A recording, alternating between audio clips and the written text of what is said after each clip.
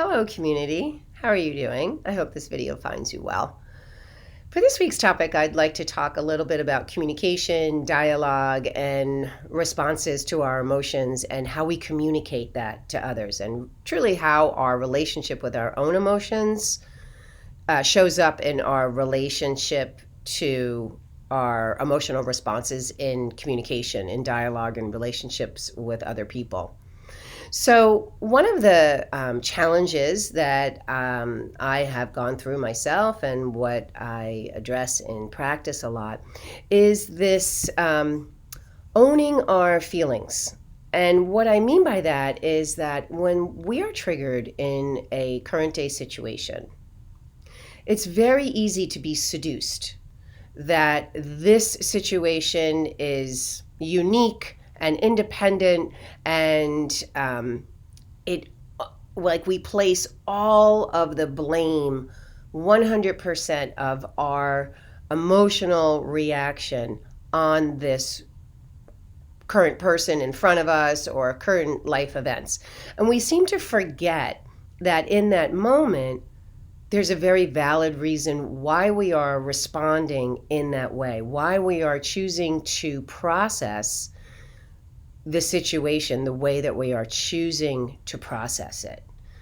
And it almost sounds so easy to think, oh yeah, of course, the reason why I'm reacting this way is because I have a history of X, Y, and Z. But does that really help in the moment?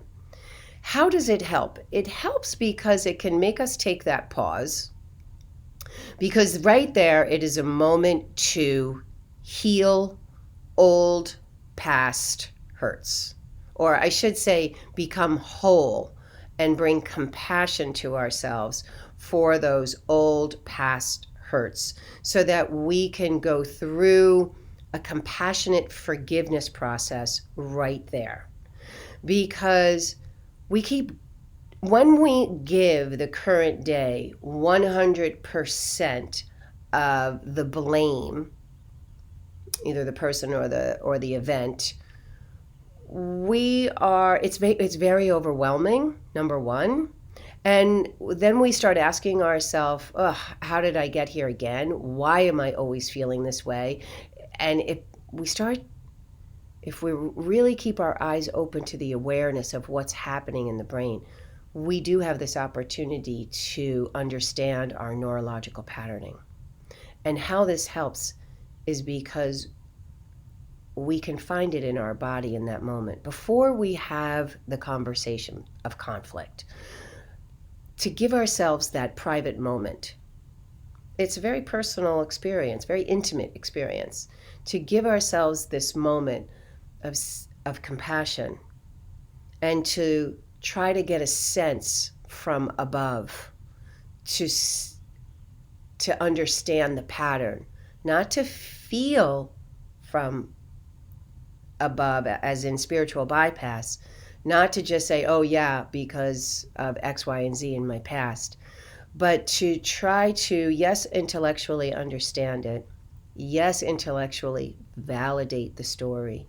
But then once the validation, the ego now has no more job to do to protect me. So the protective walls of my ego can start to come down. And when the protective walls of the ego come down, what's left is the somatic feeling in the body. And we have an opportunity to let the soma express and remember and relax into the vibration in the body. And that's a very intimate process for ourself, by ourself, with ourself. And in that moment, we can trace back to, well, what was the core belief that my ego created in order to respond to a situation like this? How is this protecting me? Is it telling me I'm not lovable, I'm not good enough? And those are I'm not lovable, I'm not good enough, I'm not safe.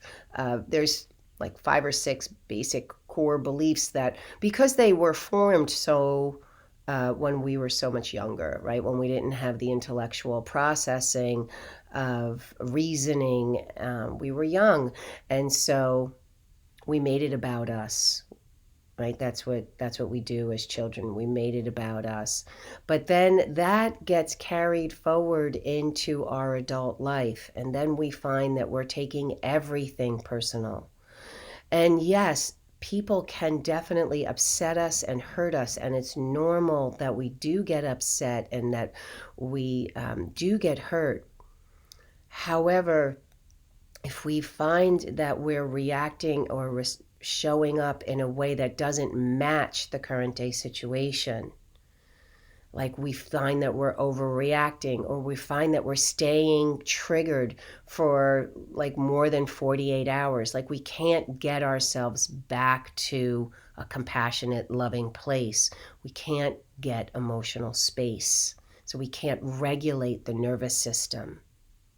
So when we find that we cannot regulate the nervous system over days, weeks, that's a clue in to that there's a history of suppressed emotion in the connective tissue that's lying in the fascia, that it's still there to be resolved and dissolved, not released, dissolved and resolved.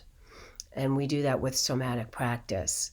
So I hope this offers you a little reminder that when we get triggered, it's a very uncomfortable situation, but it is also an opportunity to bring ourselves some wholeness from the past. People say healing, but I'm not really a big believer that it's a healing, because we're really not broken.